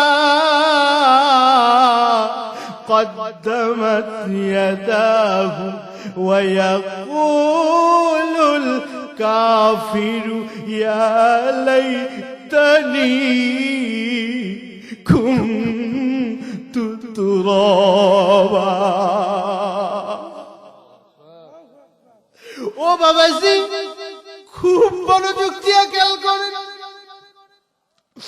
লিমানিল মুলকুল ইয়াউম ভয়াবহতাটা এমন হবে কোন ফেরেশতা কথা বলতে পারবে না কোন ফেরেশতাও আল্লাহর সামনে কথা বলার সাহস পাবে না কিয়ামতের ময়দানের দিকে জাহান্নামের আগুন দাউ দাউ করে আসা শুরু করবে জাহান্নামের আগুন আল্লাহ ওই জাহান্নামের মধ্যে ৭০,০০০ শিকল লাগা দেবে আর প্রত্যেকটা শিকলের মধ্যে আল্লাহ ৭০,০০০ ফেরেশতা দিয়া ধরায় রাখবে ওই ৭০,০০০ কইরা ফেরেশতা ৭০,০০০ শিকলের মধ্যে টানিয়া ধইরা রাখবে তারপরেও জাহান্নাম সামনের দিকে তেজি ঘোড়ার মতো দৌড়ে আসতে থাকবে ফিরে রাখতে পারবে না টানতে থাকবে জাহান্নাম লাফ দিয়া আসতে থাকবে ফিরাইতে পারে না ফিরাইতে পারে না সমস্ত মানুষগুলো ভয় পাইতে থাকবে এমন একটা মুহূর্তের মধ্যে সব মানুষগুলো যখন আমার আপনার নবীজির কাছে যাবে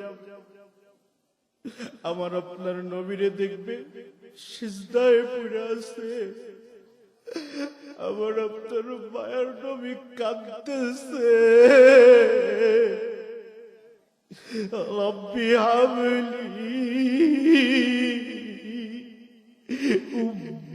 উম্মতি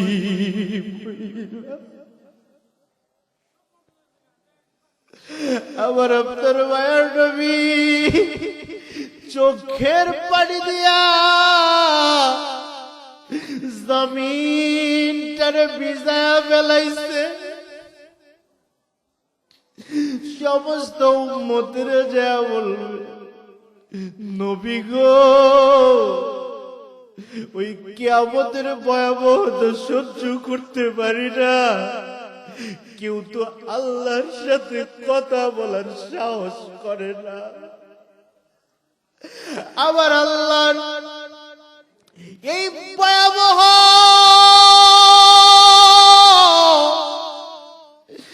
চেহারার দিকে কেউ তাকাইতে পারে না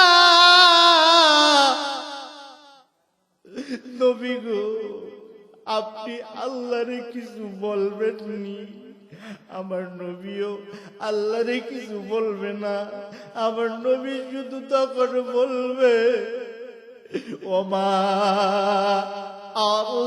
আরসালনাকা ইল্লা রাহমাতাল লিল আলামিন আমার নবী বলতে থাকবেন রাহমাতাল লিল আলামিন ও আল্লাহ তুমি না আমার রহমত বানায়া পাঠাইছো আজকে এই ভয়াবহ মুহূর্তের মধ্যে যদি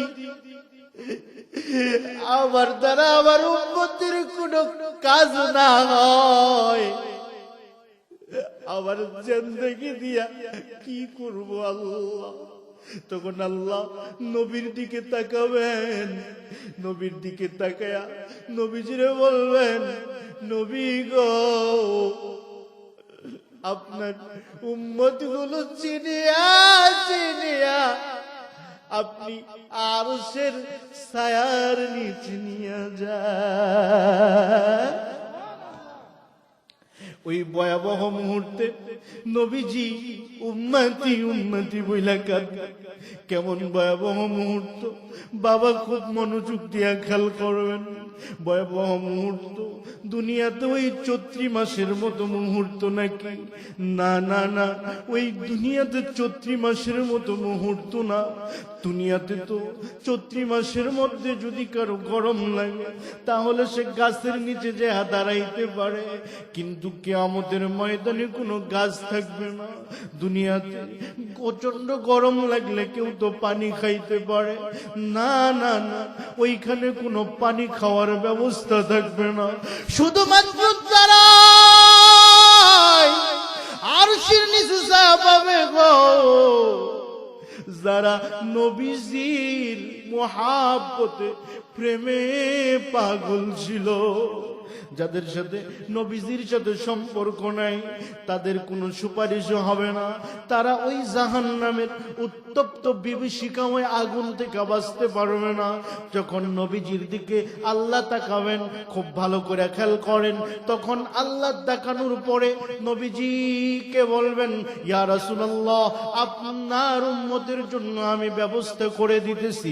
তখন আল্লাহ ফেরেশতাকে একটা পেয়ালার মধ্যে কিছু পানি দিবেন। কি দিবেন? জাহান্নাম দাউ দাউ করে সামনের দিকে দৌড়ায় আসতেছে, দাউ দাউ করে দৌড়ায় আসতেছে। 70,000 শিকল দিয়া প্রত্যেক শিকলের মধ্যে 70,000 ফেরেশতা দুইরা রাখছে। তারপরেও ফিরাইতে পারে না, তারপরেও ফিরাইতে পারে না। তখন আল্লাহ পানি দিবেন। ফেরেশতা যখন ওই পানিটা জাহান্নামের আগুনের দিকে মারবে, তখন জাহান্নামের আগুন পিছনের দিকে দৌড়ায়া যাবে। তখন ফেরেশতা বলবে, ও আল্লাহ, আমরা এত কষ্ট কইরা জাহান্নামটা আটকায় রাখতে পারতেছিলাম না, আজকে আপনি কি এমন পানি দিলেন যেই পানির কারণে জাহান্নাম পিছনের দিকে চলে গেল? এটা কিসের পানি? জমজমের পানি নাকি এইটা কোন জায়গার পানি? না এইটা আবে হায়াতের পানি, না এইটা কিসের পানি? তখন আল্লাহ বলবেন, ও ফেরেশতারা রে, জাহান্নামের আগুন জমজমের পানি না, জাহান্নামের আগুন আবে হায়াতের পানি না। কোন পানি দিয়া দূরে সরাইলাম জানুনি? আমার উম্মতে মুহাম্মাদি, আমার মুহাম্মাদুর রাসূলুল্লাহ সাল্লাল্লাহু আলাইহি ওয়াসাল্লামের উম্মত, আমার বন্ধুর উম্মতেরা গভীর রজনীতে যখন আমি আল্লাহর ভয়ে, আমার রাসূলের মুহাব্বত, জাহান্নামের ভয়ে চোখ দিয়া পানি ছেড়ে দিত, ওই পানিটা যখন বের হইতো ওই পানিটা আমি জমায়া রাখছি। আর ওই পানিটা যখন জাহান্নামের দিকে নিক্ষেপ করা হয়েছে তখন জাহান্নাম দূরে সরে গেছে। কোনো পানি না, কোনো পানি না, কোনো পানি না। আমার আপনার চোখের পানির এত দাম, যারা দুনিয়ার জমিনের মধ্যে চোখের পানি ঝরাইতে পারে নাই তাদের জাহান্নামের আগুন দূরে সরাইতে পারবে না। ওই কিয়ামতের ময়দানে তারা ওই কিয়ামতের আযাব সহ্য করতে পারবে না। ওই কিয়ামতের আযাব সহ্য করতে হইলে আমার আপনার নবীজির মহাব্বত যদি অন্তরে যদি আমরা রাখতে না পারি, তাহলে আমি আর আপনি ওই কিয়ামতের ময়দানে নবীজির সুপারিশও আশা করতে পারি না। কথা বলেন ঠিক কিনা? লা ইলাহা ইল্লাল্লাহ, লা ইলাহা ইল্লাল্লাহ। জবান খুলে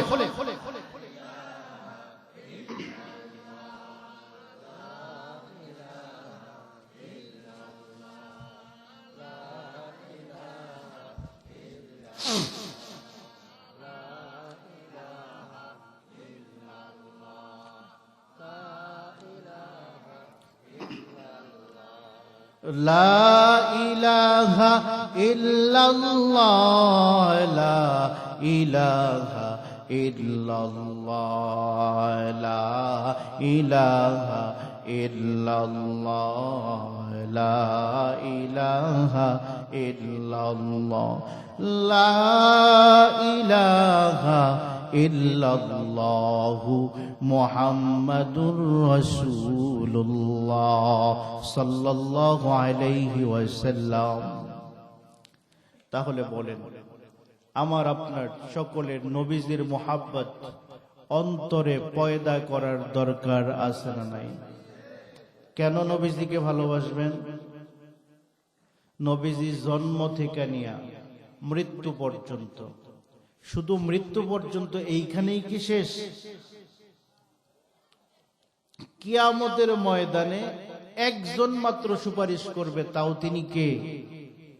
নবী মুহাম্মাদুর সাল্লাল্লাহু আলাইহি ওয়াসাল্লাম। তাছাড়া আর কেউ তো সুপারিশ করতে পারবে না, পারবে? এই জন্য আল্লাহ পাক রব্বুল আলামিন আমাকে আপনাকে নবী মুহাম্মাদুর রাসূলুল্লাহ সাল্লাল্লাহু আলাইহি ওয়াসাল্লামের উম্মত বানাইছেন। এই জন্য আপনারা বেজার না খুশি? কম না বেশি? হ্যাঁ, অনেক নবীরা আল্লাহ তাআলার কাছে সুপারিশ করছেন, দোয়া করছেন, আল্লাহ আপনি আমাকে নবী বানায়েন না, আমাকে নবী মুহাম্মাদুর রাসূলুল্লাহ সাল্লাল্লাহু আলাইহি ওয়াসাল্লামের উম্মত বানান। কিন্তু আমরা কোনো দোয়া করি নাই, কোনো দরখাস্ত করি নাই, বিনা দরখাস্তে আল্লাহ আমাকে আপনাকে কি বানাইছেন? কি বানাইছেন? উম্মতে মুহাম্মাদি বানাইছেন। এর থেকে বড় নিয়ামত পৃথিবীতে আরো কিছু হতে পারে? কিন্তু আমরা এত বড় নিয়ামত পাওয়ার পরেও আমরা আসলে আমাদের দাম বুঝতে পারি নাই। কথা বলেন ঠিক কিনা? আমি কিন্তু আমার যে আয়াত তেলাওয়াত করেছে ওই আয়াতের আলোচনায় ঢুকি নাই, সামনে আলোচনা করব। খেয়াল করেন, শুধুমাত্র আমি আমার আল্লাহর পরিচয় নবী মুহাম্মাদুর রাসূলুল্লাহ সাল্লাল্লাহু আলাইহি ওয়াসাল্লামকে কেন মুহাব্বত করতে হবে, উনি আমাদেরকে কি পরিমাণের মুহাব্বত করছেন এটা তুলে ধরছি। এখন কেমন? বিনা দরখাস্তে আল্লাহ পাক রব্বুল আলামিন আমাদেরকে উম্মতে মুহাম্মাদি বানাইছেন। এজন্য আমরা চিৎকার দিয়ে আরেকবার শুকরিয়া আদায় করি, আলহামদুলিল্লাহ। এখন নবীজির ভালোবাসায়, নবীজির মুহাব্বতে আমি যদি আপনাদেরকে বলি যে নবীজির মুহাব্বতে, নবীজির ভালোবাসায় একটা রাত কুরবানি করতে হবে, কে কে পারবেন একটু হাত তুলে? যে একটা রাত নবীজির মুহাব্বতে কুরবানি করব। আয় আল্লাহ, দেখেন আপনার বান্দারা হাত তুলছে। আল্লাহ, জীবনে কত গুনাহ হয়ে গেছে, আল্লাহ এই গুনাহ নিয়ে যদি মরণ হয়ে যায়, আপনার বান্দারা তো আল্লাহ এই গুনাহ নিয়ে মরণ হইলে কবরের আযাব সহ্য করতে পারবে না, ময়দানে মাহশারের আযাব সহ্য করতে পারবে না। আল্লাহ দয়া করে মায়া কইরা আজকের এই মাহফিলটাকে কবুল কইরা আল্লাহ আমাদের সবাইকে আপনি কবুল কইরা নেন। যতক্ষণ গুনাহ মাফ না হয় ততক্ষণ পর্যন্ত মাহফিল থেকে উঠায়েন না। সকলে বলেন আমিন। এইবার আসেন, আমি যে আয়াত তেলাওয়াত করেছি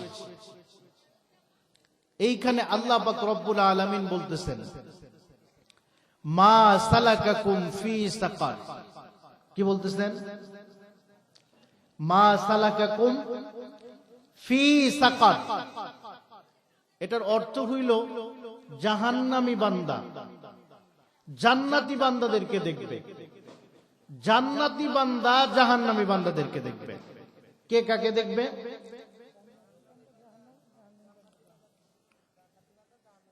জান্নাতি বান্দা জাহান্নামী বান্দাকে দেখবে, জাহান্নামী বান্দা জান্নাতি বান্দাকে দেখবে।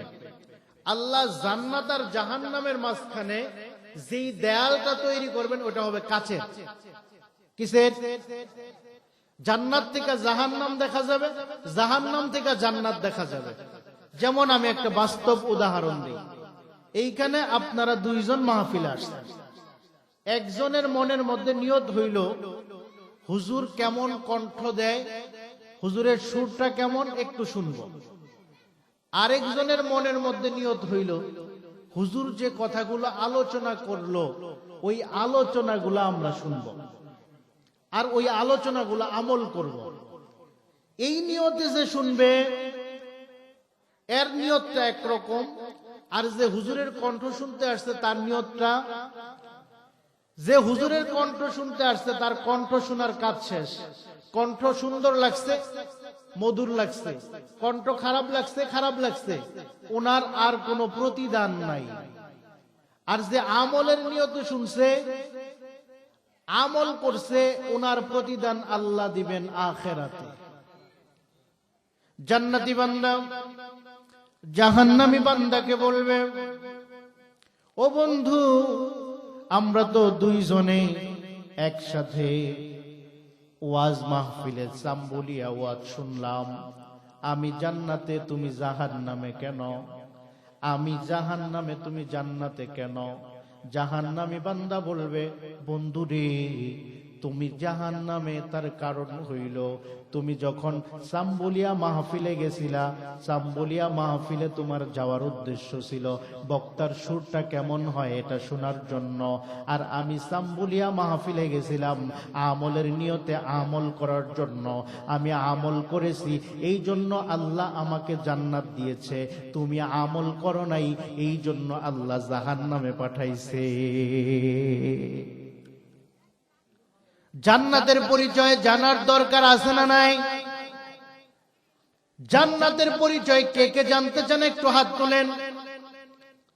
যে হুজুর জান্নাতের পরিচয়টা জানতে চাই। আয় আল্লাহ, তোমার বান্দারা হাত তুলছে, তুমি তোমার বান্দাদেরকে জান্নাতের পরিচয় নিয়ে যাওয়ার তৌফিক দান করো। সকলে বলেন আমিন। জান্নাতের পরিচয় জানা বড় দরকার, কারণ কারোর সাথে যদি কারো পরিচয় না থাকে তাহলে তার সাথে তার মোহাব্বত থাকে না। একটা মেয়ের সাথে যখন একটা ছেলের প্রেম হয়, অপরিচিত মেয়ের সাথে হয়, অপরিচিত মেয়ের সাথে প্রেম হয় না পরিচিত হয়ে প্রেম হয়? হ্যাঁ, যত পরিচয় বাড়ে তত মোহাব্বত বাড়ে। রং নাম্বারে প্রেম, 2 দিন 3 দিন 4 দিন কথা, প্রেমটা স্বাভাবিক। 10 মাস কথা হয়ে গেছে, প্রেমটা আরো বেড়ে গেছে, আরো কথা হইছে, আরো প্রেম বেড়ে গেছে। যত পরিচয় বাড়ে তত প্রেমও বাড়ে। কথা বলেন না কেন? যত পরিচয় বাড়ে তত প্রেমও বাড়ে, যত পরিচয় বাড়ে তত প্রেমও বাড়ে। যার কাছে যার পরিচয় যত বেশি থাকে তার প্রতি তার প্রেমও তত বেশি থাকে। কথা বলে না? এই জন্য জান্নাতের পরিচয় জানা দরকার। যুবকদের কাছে যদি জান্নাতের পরিচয় থাকতো তাহলে ওরা বাহিরে দাঁড়ায় থাকতে পারতো না। কথা বলে না? যাদের কাছে জান্নাতের পরিচয় নাই ওরা জান্নাতের জন্য ছুটে না, ওরা দুনিয়ার পিছনে ছুটে। আর যাদের কাছে জান্নাতের পরিচয় আছে তারা দুনিয়াটারে লাথি মাইরা জান্নাতের পিছনে ছুটে। কথা বলেন ঠিক কিনা? খুব ভালো করে খেয়াল করেন। শেখ সালে ইমানি মুহাক্কাক শুদ বখা কাহানি কে একদম বখুদা বেদম বেআজ তখতে সুলাইমানি हर घड़ी में देने तू तो तैयार है जुना मांगे उसे तू बेजार है। খুব ভালো করে খেয়াল করেন, আল্লাহ এই দুনিয়ার জমিনের মধ্যে 4 জন বাদশা রাখছিলেন যারা মাশরিক থেকে মাগরিব, মিনাল কাফ ইলাল কাফ, সূর্য উদয় থেকে অস্তমিত পর্যন্ত বাদশাহী করছেন। তার মধ্যে 4 জনের মধ্যে 2 জন কাফের আর 2 জন হইল মুসলমান। এই দিকে আলোচনা লম্বা করা যাবে না। তার মধ্যে একজন হইল হযরত সুলাইমান। একবার চিৎকার দেয়া বলেন সুবহানাল্লাহ। এখন জাহাজ গাড়ি হাওয়ায় চলে, কলের বিধান, বিনা কলে হাওয়ায় চলতেন হযরত সুলাইমান। হযরত সুলাইমান নবী যেই তখ্ত দিয়া চলতেন, ওইটা চলার জন্য কোনো পাইলট লাগতো না, ইঞ্জিন লাগতো না, কোন প্রকারের কোনো কিছু লাগতো না, বাতাসে একাই উড়ায় নেওয়া যাইত। সুবহানাল্লাহ। ওই সুলাইমান নবী উইরা যায়। একজন কৃষক জমিনে কাজ করে, ওই কৃষক সুলাইমান নবীরে দেইখা সুবহানাল্লাহ পড়ছে। সুলাইমান নবী জমিনে নাইমা গেছে, ওই কৃষক ভয় পেয়ে গেছে। ভয় পাইয়া চিন্তা করতেছে, হায় হায়, সুলাইমান নবী না জানি এখন আমার সাথে কি করে। তখন সুলাইমান নবীর এই ভয় দেইখা যখন কৃষকটা তখন বলে, কোনো ভয় নাই, তুমি যে সুবহানাল্লাহ পড়ছো, ওই সুবহানাল্লাহর বিনিময়ে আমি তোমাকে আমার পূর্ণাঙ্গ বাদশাহী দিয়া দিতে রাজি হয়ে যায়। একবার সুবহানাল্লাহর বিনিময়ে পূর্ণাঙ্গ বাদশাহী আল্লাহ দিয়া দিতে রাজি, একবার সুবহানাল্লাহ বলেন। এই জন্য খেয়াল করেন, সুলাইমান নবীর কাছে জান্নাতের পরিচয় আছে, এই জন্য দুনিয়ার কোনো দাম তার কাছে নাই। কথা বলেন, এই জন্য জান্নাতের পরিচয় জানার দরকার আছে না নাই? এই জন্য দুনিয়ার পরিচয় যাদের কাছে আছে তারা দুনিয়ার পিছনে ছুটে, আর যাদের কাছে জান্নাতের পরিচয় আছে তারা জান্নাতের পিছনে ছুটে, আর যাদের কাছে জান্নাতের পরিচয় নাই তারা দুনিয়ার পিছনে ছুটে। কথা বলেন ঠিক কিনা? এই জন্য সর্বশেষ যেই বান্দাটা জান্নাতে যাবে, খুব ভালো করে খেয়াল করেন, সর্বশেষ যেই বান্দাটা জান্নাতে যাবে ওই বান্দাটা পুলসিরাতের পুলের কাছে দাঁড়াইয়া আল্লাহরে ডাক মারবে, আল্লাহ। একবার চিৎকার দিয়া ডাক দেন আল্লাহ। যেই বান্দাটা সর্বশেষ জান্নাতে যাবে ওই বান্দাটা পুলসিরাতের পুলের কাছে দাঁড়াইয়া আল্লাহরে ডাক মারবে, আল্লাহ। কি ডাক মারবে বলেন?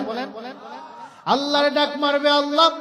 ফেরেশতা চলে আসবে, ফেরেশতা আয়েশা, আল্লাহর ফেরেশতা আয়েশা বান্দারে যখন ধমক মারবে, এই তুমি কেন ডাকো? খেয়াল করতেছেন? ফেরেশতা কি করবে? ধমক মারবে। ধমক মারবে যখন, তখন বান্দা যখন ডাক মারবে, তখন বান্দা চিন্তা করবে, আমি তো কোনো ফেরেশতাকে ডাক দেই নাই, আমি আমার আল্লাহরে ডাক দিছি। আমার আল্লাহ যদি না শুনতো তাহলে ফেরেশতা তো পাঠাইতো না। যেহেতু আমার আল্লাহ আমার কাছে ফেরেশতাকে পাঠাইছে, এই জন্য আমার আল্লাহ ফেরেশতাকে পাঠাইছে, বান্দার দিলের ভয়টা কেটে যাবে। তখন বান্দা বলবে, আমার আল্লাহরে আমি ডাকবো, তাতে তোমার কি? সুবহানাল্লাহ বলতেন না? তখন বান্দা ফেরেশতাকে বলবে, আমার আল্লাহরে আমি ডাকবো, তাতে তোমার কি? তখন ফেরেশতা বলবে, ঠিক আছে, তুমি তোমার আল্লাহরে ডাকবে, তাতে তো আমার কিছু না। যেহেতু তুমি তোমার আল্লাহরে ডাক দিছো, তুমি তোমার আল্লাহর কাছে কি চাও একটু বলো। তখন ফেরেশতা বলবে, আমি আমার আল্লাহর কাছে চাই, ওই যে সামনে পুলসিরাতের পুল দেখা যায়, চুলের চাইতে চিকন, হীরার চাইতে দার, ওই পুলসিরাতের পুল তো আমি পাড়ি দিতে পারবো না। ও আল্লাহ, যদি আমার আল্লাহ আমারে পুলসিরাতের পুলটা পাড়ি দিয়া ওই যে জান্নাতের দেয়াল দেখা যায়, ওই জান্নাতের দেয়ালের কাছে দাঁড় করায়া দিত, আমি ওই জাহান্নামের আযাব থেকে, জাহান্নামের ভয় থেকে বাঁচতে পারতাম। তখন ফেরেশতা রে আল্লাহ বলবে, ও ফেরেশতা, আমার বান্দা তো জান্নাতে যাইতে চায় নাই, শুধুমাত্র জান্নাতের দেয়ালের সামনে দাঁড় করায়া দিতে বলছে, তুমি আমার বান্দারে ধইরা জান্নাতের দেয়ালের কাছে দাঁড় করায়া দাও। তখন বান্দা জান্নাতের দেয়ালের কাছে সামনে তাকায়া দেখবে জান্নাতের দেয়াল, আর পিছনে তাকায়া দেখবে জাহান্নামের গর্ত দেখা যায়। বান্দা চিন্তা করবে, আমি পিছনে পড়লেও জাহান্নামের গর্তে পড়ে যাব, সামনে যদি পড়ি জান্নাতের দেয়ালের মধ্যে পইরা আবার ওই জাহান্নামের গর্তে পড়ে যাব। তখন বান্দা আবার আল্লাহরে ডাক মারবে, আল্লাহ।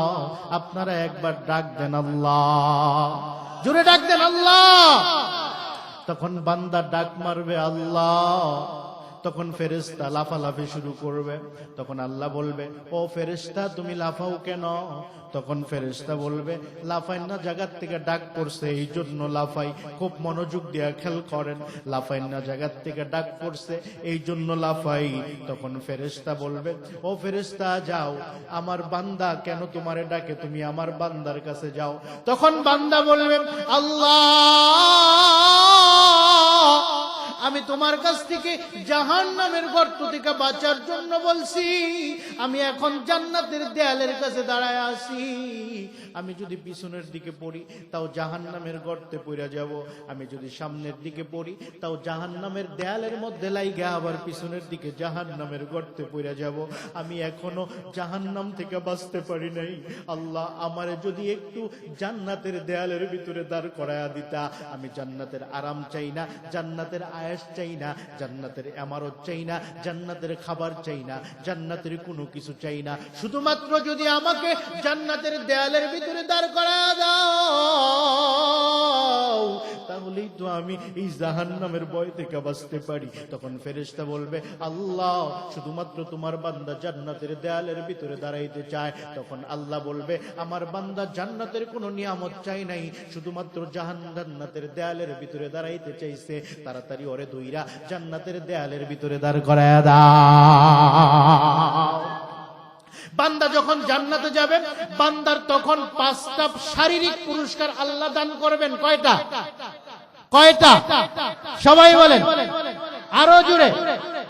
जिस्मे आदम जमाले यूसुफी, जिस्मे आदम जमाले यूसुफी, सौते दाऊद उमरे ईसाई, खुलुक़े मुहम्मद हुआ जन्नत या हबीबी। अल्लाह अल्लाह अल्लाह अल्लाह अल्लाह।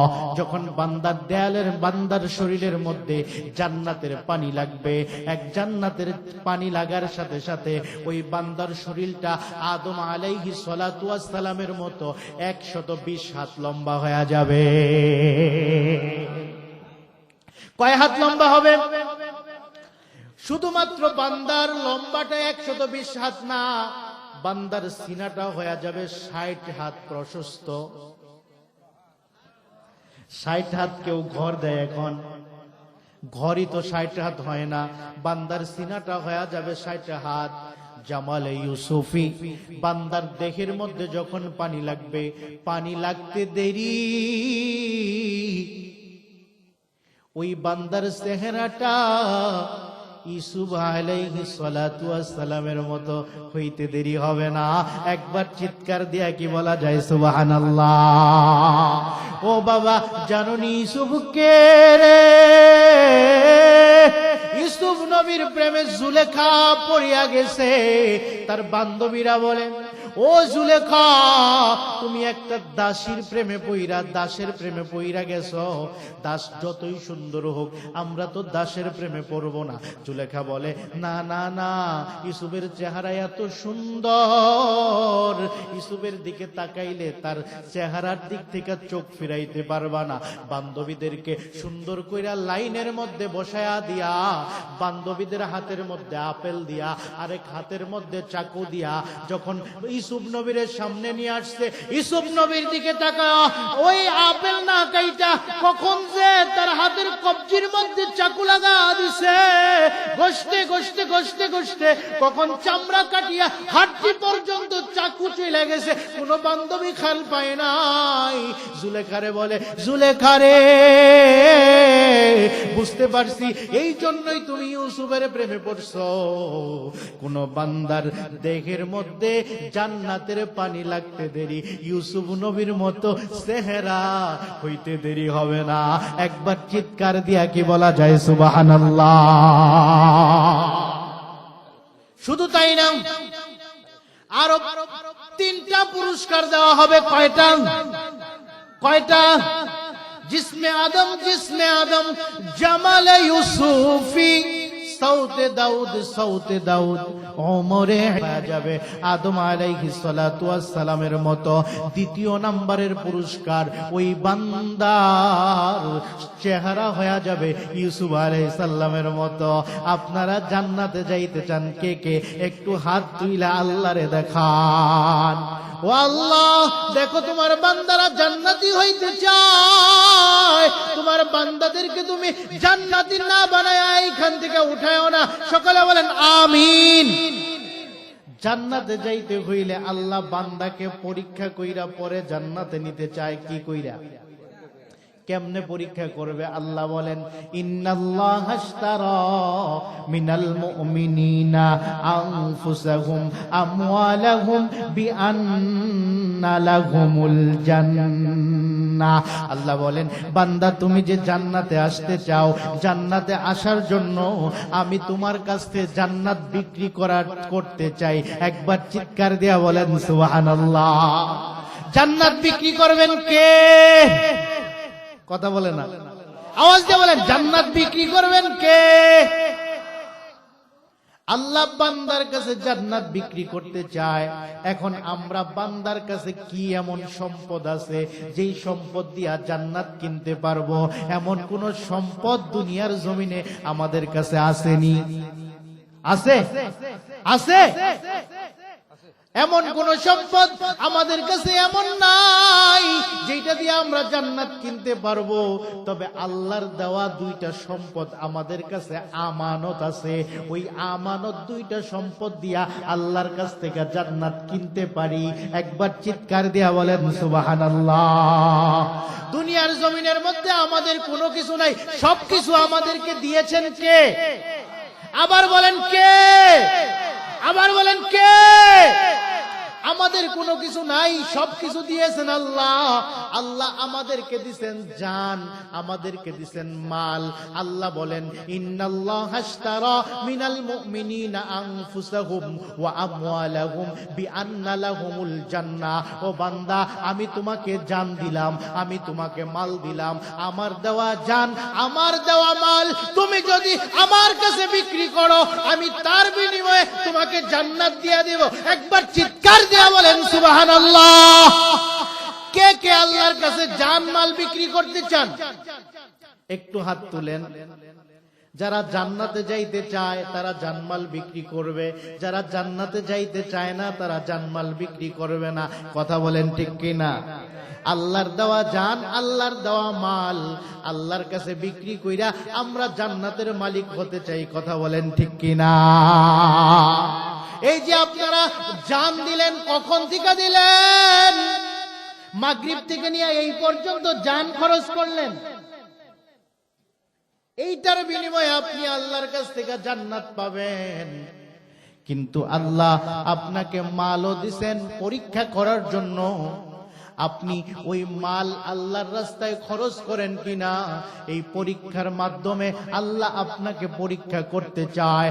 আপনি জানমালের মাধ্যমে আল্লাহর কাছ থেকে জান্নাত কিনতে পারেন কিনা। এখন হয়তোবা এমন হইতে পারে, অনেকেই চিন্তা করতে পারেন, হুজুর তো এখন আমাদের কাছে টাকা চাবে, আর এই টাকা চাওয়ার কারণে আপনারা যারা উঠা যাবেন আখেরি মুনাজাতের আগে, আপনাদের মাল আল্লাহর কাছে কবুল হয় নাই, আপনাদের জান আল্লাহর কাছে কবুল হয় নাই, এই জন্য আপনারা বসে থাকতে পারবেন না আখেরি মুনাজাত পর্যন্ত। আর যাদের জান আল্লাহর কাছে কবুল হয়ে গেছে গো, তারা আর এখান থেকে আখেরি মুনাজাতের আগে উঠবে না। কথা বলেন ঠিক কিনা? আমার কাছে সম্পদ নাই, আমি দিব না, তার মানে এই না আমি উঠে চলে যাব। আমার জানটাকে আমি খরচ করব, আর আল্লাহকে বলবো, আল্লাহ আমি যদি সম্পদওয়ালা হইতাম, আমি তোমার ঘরে আমি দান করতাম। আমার নাই। ও আল্লাহ, আমি যদি সম্পদওয়ালা হইতাম, আমি তোমার নবীর ঘরে আমি দান করতাম। আমার নাই, এই জন্য আমি দান করতে পারি না। ও আল্লাহ, আমার নাই, এই জন্য আমি দান করতে পারি না। এইটা বইলা বইলা যারা আফসোস করবে আর দোয়া করবে, এইখানে সবচাইতে বেশি দান যে করবে তার সমপরিমাণ সওয়াব আল্লাহ ওই বান্দার আমল নামায় দিয়া দিবে। আফসোস করলেও সওয়াব পাওয়া যায়। কথা বলে না? উইঠা গেলে সওয়াব পাওয়া যায় না, আফসোস করলেও সওয়াব পাওয়া যায়। আমার নাই, এই জন্য আমি দিতে পারলাম না। এই জন্য বসিয়া যদি আফসোস করেন, তাহলে আপনার আল্লাহ যে সবচাইতে বেশি দান করবে ওই পরিমাণের সওয়াব দান করবে। আমি আজকে আপনাদের মাঝে দুইটা পরিচয় তুলে ধরছি। একটা পরিচয় হইল আমার আল্লাহর, আরেকটা পরিচয় হইল আমার নবী মুহাম্মাদুর রাসূলুল্লাহর। আমি আপনাদের মাঝখান থেকে দুইজন বান্দা চাই আমার আল্লাহর মোহাব্বতে মা বাবার কবরের আযাব মাফ করার জন্য 10,000 টাকা দান করবেন। আল্লাহর মোহাব্বতে এমন একজন বান্দা আছেন, 10,000 টাকা আল্লাহর মোহাব্বতে। সম্পদ যার আছে সেই দিবে, কার সম্পদ আছে এটা আল্লাহ ভালো জানেন, আমি না জানলেও। আল্লাহর মোহাব্বতে